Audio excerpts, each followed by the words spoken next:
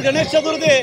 श्रीमंत दगडूशेठ गणपती बाप्पांचा आगमन मिरवणुकीला आरंभ झालेला आहे आणि या बाप्पांची मिरवणूक ही बरोबर 10:15 वाजता ही उत्सव मंडपामध्ये जटोली शिव मंदिर या मंदिरामध्ये बाप्पा विराजमान होतील.